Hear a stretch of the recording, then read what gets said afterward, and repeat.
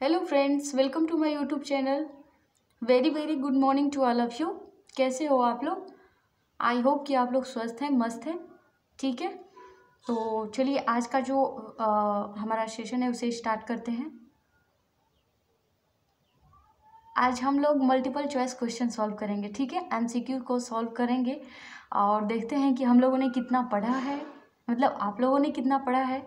अगर आप इस चैनल पे पहली बार आ रहे हैं तो इस चैनल को सब्सक्राइब कर लें, क्योंकि यहाँ पे अगर आप क्लास 10th के स्टूडेंट हो, पहली बात तो ये ध्यान में रखें, अगर आप क्लास 10th के स्टूडेंट हो या 9th के स्टूडेंट हो तो इस चैनल को सब्सक्राइब कर लें और इस वीडियो को जो है एंड तक देखें। मैं ये दावे के साथ कहती हूँ कि आपका जो टाइम है वो वेस्ट नहीं होगा। ठीक है, कुछ न तो कुछ यूज़फुल चीज़ें ही आप लोग सीख कर जाएंगे। तो अगर वीडियो अच्छा लगे तो लाइक कर दें और अपने फ्रेंड्स में शेयर कर दें। ठीक है, तो चलिए स्टार्ट करते हैं। यहाँ पे मल्टीपल चॉइस क्वेश्चन है 40 से लेकर के 53 तक। ठीक है, 40 से लेकर के 53 तक इसे सॉल्व करेंगे और इसके बारे में जो कुछ भी हम एक्सप्लेनेशन होगा उसे भी देखेंगे और जो हमारे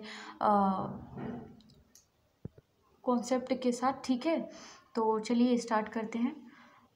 40 क्वेश्चन है।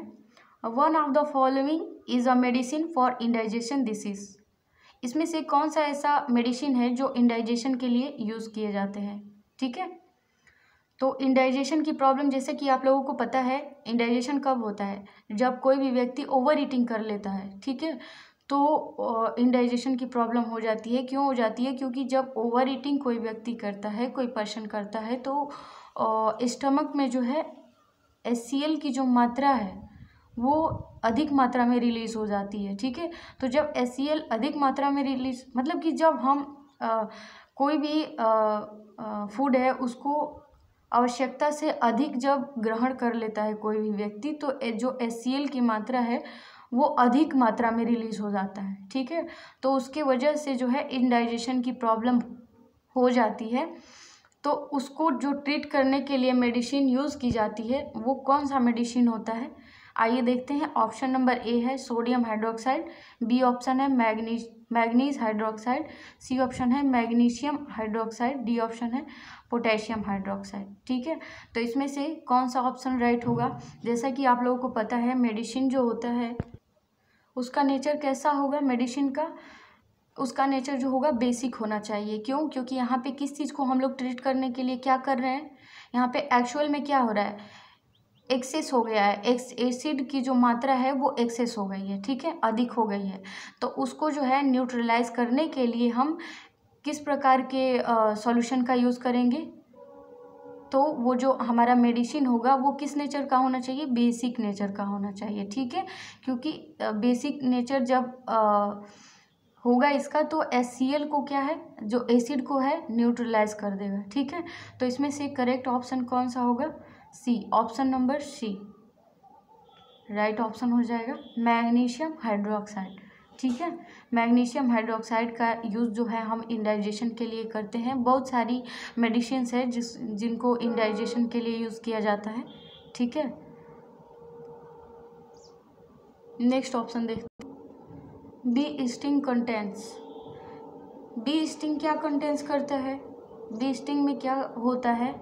तो ऑप्शन नंबर ए है an acidic liquid, B option है a salt solution, C option है an alkaline liquid, D option है हमारा एन एल्कोहल। ठीक है, तो इसमें से जो करेक्ट ऑप्शन हो जाएगा, जो जब मधुमक्खी डंक मारती है तो उसके डंक में जो होता है, उसके स्टिंग में कौन सा एसिड प्रेजेंट होता है? ठीक है, तो उस डंक में जो है जिससे हनी के काटने पे इरिटेशन होने लगता है, खुजली होने लगती है। ठीक है, तो ऑप्शन नंबर सी ए हमारा राइट ऑप्शन होगा। क्यों? क्योंकि ये जो स्टिंग होता है वो एन एसिडिक होता है। ठीक है, एसिडिक लिक्विड जो है, जो मधुमक्खी होती है एसिडिक लिक्विड स्किन में इंजेक्ट करती है, जिसके वजह से पेन इरिटेशन होने लगता है। तो उसको ट्रीट करने के लिए जो क्या करते हैं हम लोग, उसको ट्रीट करने के लिए बेसिक नेचर का जो भी लिक्विड है या फिर पाउडर है उसे रब करते हैं, जिसकी वजह से जो एसिडिक का एक्सेस मात्रा है वो न्यूट्रलाइज कर देता है बेस। ठीक है, तो इस तरीके से ऑप्शन नंबर कौन सा राइट हो जाएगा? ए ऑप्शन राइट हो जाएगा। जब कभी भी आपको मधुमक्खी काटती है तो आप लोग समझ जाएंगे कि ये एसिडिक लिक्विड हमारे स्किन में इंजेक्ट कर दिए। ठीक है, और वहाँ पे आपको क्या लगाना चाहिए?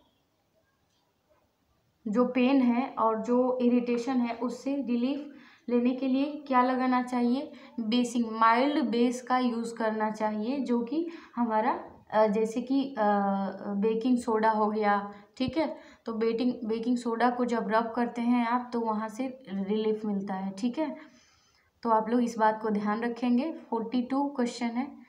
आप लोग पहले तो कमेंट करना कि इससे पहले आप लोगों को ये बात पता थी या नहीं थी। मधुमक्खी यार कभी तो काटती होगी तो बहुत पेन होता है, बहुत दर्द होता है।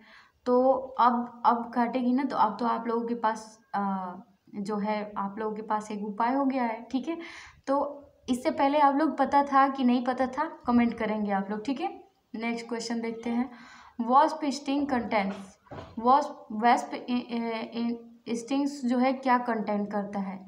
तो वॉस्प जब डंक मारता है तो उसमें भी पेन और इरिटेशन होने लगता है। तो इसमें जो होता है इसमें भी एसिड कंटेंट होता है। ठीक है, ऑप्शन नंबर ए देखिए, a sugar solution, B option है an acidic liquid, C option है a salt solution, D option है एन अल्कलाइन सॉल्यूशन। तो इसमें से राइट ऑप्शन हो जाएगा हमारा बी। ठीक है, क्योंकि वॉस्प स्टिंग जब डंक मारता है तो क्या होता है कि वो स्किन में एसिडिक लिक्विड को इंजेक्ट करता है, और इससे रिलीफ पाने के लिए क्या करना चाहिए हमें? तो बेकिंग सोडा को रब करना चाहिए रिलीफ पाने के लिए पेन से। ठीक है, 43 क्वेश्चन देखते हैं। One of the following does not inject N acidic liquid into the skin through it's sting, this is. इसमें से कौन सा ऐसा चीज़ है जो एसिडिक लिक्विड इंजेक्ट स्किन में जो है एसिडिक लिक्विड इंजेक्ट नहीं करता है? ठीक है, तो उसे हमें चूज़ करना है। ए ऑप्शन है हनी बी, बी ऑप्शन है आन, सी ऑप्शन है वेस्प, डी ऑप्शन है निटली। तो इसमें से कौन सा ऑप्शन राइट होगा? देखिए यहाँ पे जो होगा राइट आंसर हो जाएगा हमारा सी। ठीक है, वेस्प। इसे भी आप लोग करेक्ट कर लेंगे। ये जो होता है एसिडिक लिक्विड ये कंटेन नहीं करता है इसमें, ये जो होता है एल्कलाइन लिक्विड होता है। ठीक है, हमने ध्यान नहीं दिया, एल्कलाइन लिक्विड होता है। तो जब वॉस्प स्टिंग करता है तो वो क्या करता है, स्किन में एल्कलाइन लिक्विड को जो है इंजेक्ट करता है, तो क्या होने लगता है? पेन और इरिटेशन होने लगता है। इसे रिलीफ पाने के लिए हमें किस चीज़ का इस्तेमाल करना चाहिए? क्योंकि ये जो सॉल्यूशन इंजेक्ट करता है वो एल्कलाइन लिक्विड होता है। ठीक है, तो एल्कलाइन मतलब कि बेसिक लिक्विड होता है, तो उसे जो है क्या करना चाहिए, वहाँ पे क्या रब करना चाहिए? तो एसिडिक सॉल्यूशन जो है या एसिडिक पाउडर को रब करना चाहिए रिलीफ पाने के लिए, क्योंकि ये जो एसिडिक जो सॉल्यूशन होगा वो एल्कलाइन लिक्विड का जो नेचर है उसको क्या करेगा? न्यूट्रलाइज कर देगा। ठीक है, तो इस तरीके से हमें आराम मिल जाता है। तो ऐसा कौन सा एसिड है जिसको रब करना चाहिए हमें?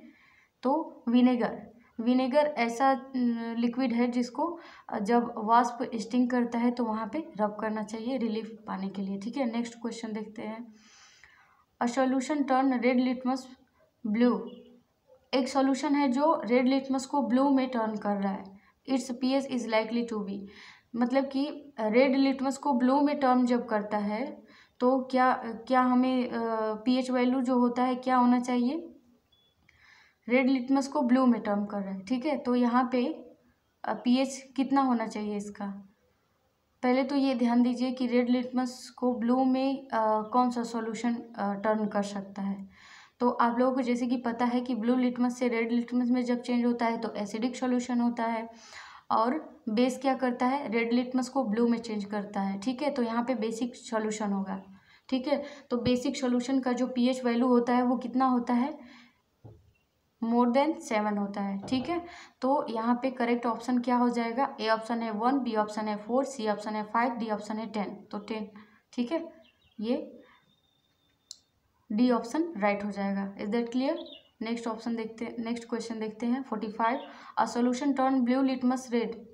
एक ऐसा सॉल्यूशन है जो ब्लू लिटमस को रेड में चेंज कर देता है। Its pH is likely to be, तो इसका पीएच क्या होना चाहिए, ब्लू को रेड में चेंज कर रहा है, मतलब कि सॉल्यूशन क्या है, एसिडिक है, ठीक है। तो इसमें से जो पीएच वैल्यू होना चाहिए वो लेस देन 7 होना चाहिए। तो ऑप्शन देखते हैं, option number A 7, B option है 5, सी ऑप्शन है डी, सी ऑप्शन है 8, डी ऑप्शन है 14। तो इसमें से जो पीएच वैल्यू होगा वो क्या होगा, लेस देन 7 होगा, तो ऑप्शन नंबर बी राइट हो जाएगा, ठीक है। Is that clear? Next option देखते हैं 46। अ solution turn phenolphthalein indicator pink, the most likely pH of this solution will be. एक सॉल्यूशन है जिसमें फिनोल्फथालीन इंडिकेटर को मिलाते हैं तो उसका कलर क्या होता है, पिंक में चेंज हो जाता है, ठीक है। The most likely pH of this solution, तो इस सॉल्यूशन का जो पीएच है वो कितना होगा, ठीक है। क्वेश्चन को समझिए, सॉल्यूशन में फिनोल्फथालीन इंडिकेटर को मिलाने पर उस सॉल्यूशन का जो कलर है वो पिंक में चेंज हो जाता है, ठीक है। तो उस सॉल्यूशन का जो पीएच वैल्यू होगा वो कितना होगा। तो जब हम फिनोल्फथालीन इंडिकेटर मिलाते हैं किसी सॉल्यूशन में, अगर वो पिंक कलर देता है तो वो कौन सा सॉल्यूशन होगा, एल्कलाइन सॉल्यूशन होगा, मतलब बेसिक सॉल्यूशन होगा, ठीक है। तो बेसिक सॉल्यूशन का जो पीएच वैल्यू होता है वो कितना होना चाहिए, मोर देन 7 या लेस देन 7, ठीक है। तो मोर देन 7 होना चाहिए, ठीक है। बेस का जो पीएच वैल्यू होता है वो मोर देन 7 होता है। तो इसमें से करेक्ट ऑप्शन क्या हो जाएगा, ए है 6, बी है 4, सी है 9, डी है 7। तो कौन सा करेक्ट ऑप्शन होगा, सी, ठीक है, 9।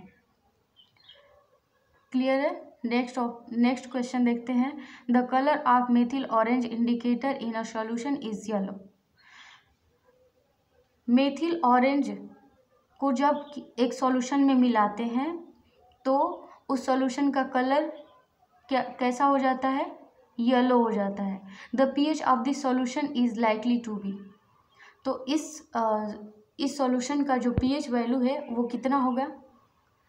देखिए यहाँ पे समझिए क्वेश्चन को, methyl orange indicator in a solution, एक सॉल्यूशन है उसमें मेथिल ऑरेंज इंडिकेटर को मिलाते हैं और उस सॉल्यूशन का जो कलर होता है येलो हो जाता है। तो इस सॉल्यूशन का जो पीएच होगा वो कितना होगा।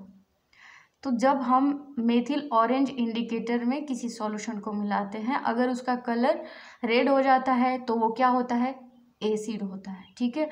अगर हम किसी सॉल्यूशन में मेथिल ऑरेंज इंडिकेटर को मिक्स करते हैं और उसका कलर येलो हो जाता है तो वो सॉल्यूशन क्या शो करता है, बेसिक सॉल्यूशन शो करता है, मतलब कि अल्कलाइन सॉल्यूशन होता है, ठीक है। तो बेसिक सॉल्यूशन का जो पीएच वैल्यू होता है वो कितना होता है, मोर देन 7, ठीक है। तो यहाँ पे ऑप्शन नंबर ए है 7, बी है लेस देन 7, सी है 0, डी ऑप्शन है मोर देन 7। तो करेक्ट ऑप्शन क्या हो जाएगा, D, more than 7। Next question देखते हैं 48। Bee stings can be treated with. जब बी स्टिंग, जब हनी डंक मारती है, जब मधुमक्खी डंक मारती है तो क्या करते हैं उसमें, किस चीज़ से उसे ट्रीट करना चाहिए। डंक मारने के बाद पेन और इरिटेशन होने लगता है तो उसे ख़त्म करने के लिए क्या इस्तेमाल करना चाहिए। ऑप्शन नंबर ए है विनेगर, बी है sodium hydrogen carbonate, C option है पोटेशियम हाइड्रोक्साइड, डी है लेमन जूस, ठीक है। तो करेक्ट ऑप्शन कौन सा होगा हमारा, ऑप्शन नंबर बी, ठीक है। जैसे कि आप लोगों को पता है, जो बी स्टिंग में जब हनी मतलब कि बी मधुमक्खी जब हमें काटती है, मतलब काटती नहीं है, वो डंक मारती है, और एक्चुअल में क्या होता है कि वो अपने स्टिंग से जो है हाइड्रोक्लोरिक नहीं, इसको तो छोड़िए, वो जो है एसिडिक सॉल्यूशन या एसिडिक लिक्विड को इंजेक्ट करती है अपने स्टिंग से, तो क्या होने लगता है, पेन और इरिटेशन होने लगता है। तो जब एसिडिक लिक्विड को इंजेक्ट करती है तो वहाँ पे किस नेचर का सॉल्यूशन इस्तेमाल करना चाहिए या पाउडर, तो बेसिक नेचर का इस्तेमाल करना चाहिए, जो कि सोडियम हाइड्रोजन कार्बोनेट है। ठीक है, अगर इस चीज़ को वहाँ पे रब करते हैं तो वो एसिडिक जो एसिडिक लिक्विड है उसे उसके एसिडिक नेचर को न्यूट्रलाइज कर देता है। ठीक है, और इस तरीके से हमें रिलीफ मिलता है। ठीक है, नेक्स्ट क्वेश्चन देखते हैं। 49 wasp stings can be treated with. जो वैस्प स्टिंग जब हमें डंक मारता है वैस्प, तो क्या इस्तेमाल करना चाहिए, किससे ट्रीट करना चाहिए? तो हमें जैसे पता है कि जो वैस्प स्टिंग करता है तो ये जो एक कैसा लिक्विड इंजेक्ट करता है स्किन में, कैसा लिक्विड इंजेक्ट करता है? तो ये बेसिक लिक्विड इंजेक्ट करता है। तो इसको ट्रीट करने के लिए किस चीज़ की हमें ज़रूरत पड़ेगी? एसिडिक सॉल्यूशन की ज़रूरत पड़ेगी, एसिडिक नेचर के मेडिसिन की ज़रूरत पड़ेगी। ठीक है, तो ऑप्शन देख लेते हैं। बेकिंग सोडा, बी ऑप्शन है विनेगर, सी ऑप्शन है वॉशिंग सोडा, डी ऑप्शन है मिल्क ऑफ मैग्नीशिया। तो इसमें से जो करेक्ट ऑप्शन होगा हमारा बी, क्योंकि विनेगर क्या है? एसिडिक लिक्विड है। ठीक है, तो इसे हम वहाँ पे लगाते हैं, रब करते हैं, तो क्या करेगा? बेसिक नेचर को न्यूट्रलाइज कर देगा। ठीक है, तो इस तरीके से हमें रिलीफ मिलता है इससे। क्वेश्चन नंबर 50 देखते हैं। It has been found that rubbing vinegar on the stung area of the skin of a person gives him relief. The person has been stung by. देखिए, विनेगर किसी एक जगह एक पर्सन को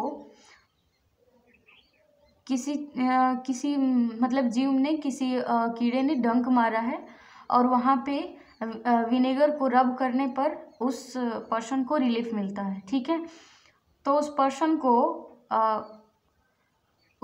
को कौन सा जो कीड़ा है उसे स्टंग किया है। ठीक है, तो यहाँ पे करेक्ट ऑप्शन क्या होगा? देखिए, यहाँ पे विनेगर को रब करने पे रिलीफ मिल रहा है। ठीक है, विनेगर कैसे नेचर का होता है, कैसा सॉल्यूशन होता है? तो वो एसिडिक सॉल्यूशन होता है। ठीक है, तो एसिडिक सॉल्यूशन को न्यूट्रलाइज करने के लिए कैसे सॉल्यूशन की ज़रूरत होती है? तो बेसिक सॉल्यूशन की ज़रूरत होती है। तो चलिए, बस हमें आंसर पता हो गया। तो उस पर्सन को जो है कौन सा कीड़ा स्टंग किया है, कौन सा कीड़ा डंक मारा है? तो ऑप्शन नंबर ए है वैस्प, बी है आन, सी है हनी बी, डी है नेटल लीफ। देखिए, एक चीज़ यहाँ पे नोट करेंगे, आप लोग ध्यान देंगे कि ओनली वैस्प स्टिंग में जो होता है बेसिक नेचर होता है। ठीक है, बेसिक लिक्विड होता है। ठीक, तो ऑप्शन नंबर ए हमारा राइट ऑप्शन हो जाएगा। ये तो आप लोगों को पता हो गया कि वैस्प स्टिंग में जो होता है बेसिक लिक्विड होता है। जब डंक मारता है वैस्प हमें, तो जो बेसिक लिक्विड इंजेक्ट करता है। लेकिन बाकी के जो तीन जो बचे हैं उसमें क्या होता है? अंट में जो होता है एसिडिक लिक्विड होता है, अंट के स्टिंग में। ठीक है, सी हनी बी के स्टिंग में कैसा लिक्विड होता है? एसिडिक लिक्विड होता है। ठीक है, डी नेटल लीफ हेयर एक प्रकार का पौधा होता है, जिसका मतलब कि रोम टाइप का जो होता है ना, उसके पत्तियों में कुछ रोईदार टाइप के निकले होते हैं, और उनका जो वो रोएदार एरिया है, जब हमारे स्किन को टच करता है तो पेन और इरिटेशन होने लगता है। तो उसमें क्या होता है कि वो जब टच करता है तो हमारे जो स्किन है उसमें एसिडिक लिक्विड इंजेक्ट करता है। ठीक है, तो ये भी क्या होता है? इसमें भी एसिडिक लिक्विड होल्ड होता है। ठीक है, तो इस तरीके से आप लोगों को क्लियर हो गया कि वैस्प ही एक ऐसा है जिसके स्टिंग में बेसिक लिक्विड होता है। ठीक है, नेक्स्ट क्वेश्चन देखिए। Fresh milk has a pH of 6 when milk change into curd the pH value will. तो यहाँ पे पूछ रहा है कि मिल्क का जो pH होता है वो 6 होता है। ठीक है, तो मिल्क क्या है? हमारा एसिडिक है। When milk change into curd, जब मिल्क कर्ड में चेंज होता है तो इसका pH वैल्यू क्या होगा? ठीक है, तो चलिए ऑप्शन देखते हैं।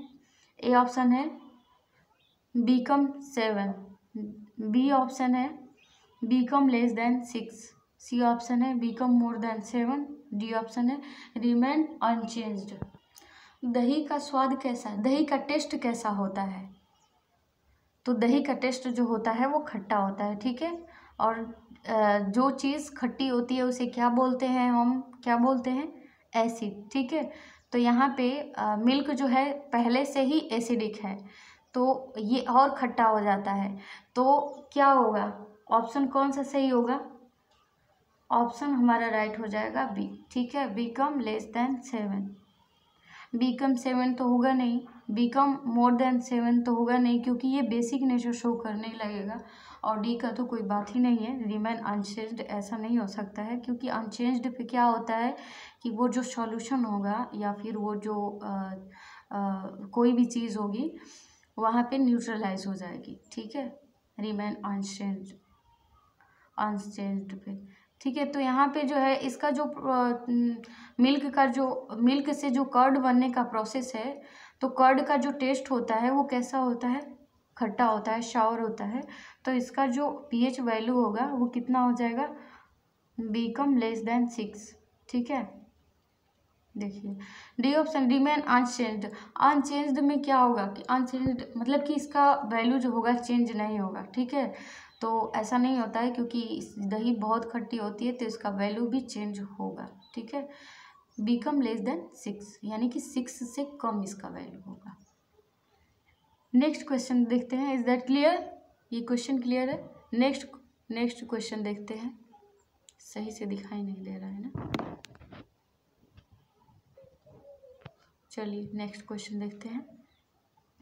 52 the acid produced neutrally in our stomach। Acid produce naturally in our stomach, मतलब कि नेचुरल तरीके से जो एसिड है हमारे स्टमक में प्रोड्यूस होता है, वो कौन सा एसिड है? A acetic acid, B citric acid, C hydrochloric acid, D sulphuric acid, ठीक है। तो आप लोग इसे ध्यान रखेंगे, कौन सा एसिड है जो हमारे स्टमक में नेचुरली प्रोड्यूस होता है? तो ऑप्शन हमारा करेक्ट हो जाएगा सी हाइड्रोक्लोरिक एसिड, ठीक है। और इसी के एक्सेस हो जाने से, इसी की अधिकता हो जाने से इंडाइजेशन की प्रॉब्लम होने लगती है, ठीक है। इंडाइजेशन की प्रॉब्लम कब होती है? जब कोई भी पर्सन ओवर ईटिंग कर लेता है, तो हाइड्रोक्लोरिक एसिड की जो मात्रा है वो अधिक मात्रा में रिलीज होने लगता है, तो इस तरीके से जो है इंडाइजेशन की प्रॉब्लम हो जाती है, ठीक है। तो आप लोग इसे ध्यान रखेंगे। Is that clear? 53 क्वेश्चन देखते हैं next. The daffodil plant grow best in a soil having a pH range of 6.0 to 6.5। एक डेफोडाइल प्लांट है जिसको ग्रो करने के लिए, अच्छे से ग्रो करने के लिए सॉइल का जो पीएच रेंज होना चाहिए 6.0 से 6.5 होना चाहिए, ठीक है। If the soil in a garden has a pH of 4.5 which substance needs to be added. मतलब कि इसका जो गार्डन का जो सॉइल है उसका pH वैल्यू 4.5 है, तो इसमें से कौन सा सबस्टांस है जिसको उस सॉइल में मिलाना चाहिए, गार्डन की सॉइल में मिलाना चाहिए, ताकि जो सॉइल का ऑर्डर है वो डेफोडाइल को ग्रो करने के लिए सही रहे, ठीक है, मेंटेन हो जाए। तो इसमें से कौन सा ऑप्शन राइट हो जाएगा? पहले क्वेश्चन को आप लोगों ने समझा, एक बार और देख लेते हैं। डेफोडाइल प्लांट है एक जिसको अच्छे से ग्रो करने के लिए मिट्टी का जो पीएच रेंज है वो 6.0 से 6.5 के बीच में होना चाहिए। लेकिन एक गार्डन है, उस गार्डन के सॉइल का जो पीएच वैल्यू है वो 4.5 हो गया है, ठीक है। तो इसमें इस मिट्टी में कौन सा सबस्टांस मिलाना चाहिए कि जो सॉइल का ऑर्डर है वो डेफोडाइल प्लांट को ग्रो होने के लिए ज़रूरी है, ठीक है। मतलब कि इसका ऑर्डर मेंटेन करना है डेफोडाइल प्लांट को ग्रो करने के लिए, ठीक है। तो कौन सा ऑप्शन सही हो जाएगा? ए ऑप्शन है साल्ट, बी ऑप्शन है लाइम, सी ऑप्शन है सैंड, डी ऑप्शन है कंपोस्ट। यानी कि इसकी जो पीएच रेंज है उसको बढ़ाने की ज़रूरत है, ठीक है। यहाँ पे देखिए 6.0 से 6.5 के बीच में होना चाहिए, लेकिन 4.5 है, तो इसे मेंटेन करने के लिए क्या करेंगे कि इसकी जो एसिडिक नेचर है इसको क्या करना है, इंक्रीज करने की ज़रूरत है। ठीक है, तो इसमें से कौन सा ऑप्शन हमारा राइट हो जाएगा, ऑप्शन नंबर बी। ठीक है, जब हम सॉइल में जो जो मतलब कि जिस सॉइल का जो पीएच रेंज है 4.5 है, उसमें अगर हम लाइम मिला देते हैं तो क्या होगा कि उसका जो पीएच रेंज है वो और बढ़ेगा, जैसे कि 6.0 से 6.5 में आ जाएगा। ठीक है, तो इस तरीके से जो है हमारा आंसर कौन सा करेक्ट हो जाएगा, बी। ठीक है, लाइम। तो आज के लिए इतना ही। आई होप कि आप लोगों को सारी चीज़ें अच्छे से क्लियर हो गई होंगी। अगर आप लोगों को ये वीडियो अच्छा लगा है तो प्लीज़ लाइक, शेयर और कमेंट। ठीक है, कमेंट भी कर सकते हैं आप। ठीक है, तब तक के लिए नेक्स्ट वीडियो आने तक, तब तक के लिए थैंक्स।